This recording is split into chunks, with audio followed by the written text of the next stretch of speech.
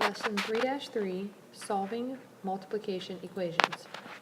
So the first thing we're going to talk about is the division property of equality. And this is if you divide each side of an equation by the same non-zero number, the two sides remain equal. So let's look at just a basic example of 8 equals 8. If you divide 8 by 2 on this side and you divide 8 by 2 on this side, they remain equal. So they would each be 4. Well, if we look at that in a more complex way, so 2x equals negative 6. If you divide this side by 2, you get x. If you divide this side by 2, you get negative 3. So that means that x is equal to negative 3. Anytime that we're solving for a variable, we always do the opposite of what is happening to it.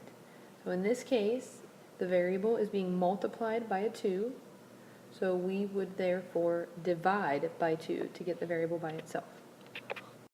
Pause the video to try a few examples below. The first example says 20 equals 4x.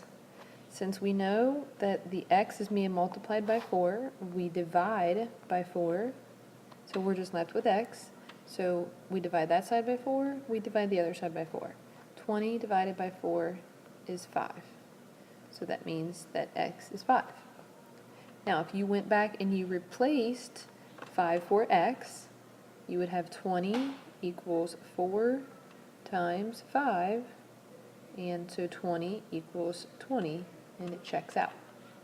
The next example is negative 8y equals 24. We divide both sides by the negative 8, make sure that goes with it. You have y equals negative 3. Again, you can plug this back in and you can check. Negative 8 times negative 3 equals 24. So this is a 24 equals 24, and it checks out. Pause the video to try this real-world example. Ms. DaCosta's car can travel an average of 24 miles on each gallon of gas. So 24 miles for each gallon of gas. We don't know how many gallons, so we're just going to represent it with x. Write and solve an equation to find out how many gallons of gasoline she will need for a trip of 348. So she can go 24 miles for we don't know how many gallons, but she's trying to go 438 or 348. So you have to figure out what times the average would give you your 348.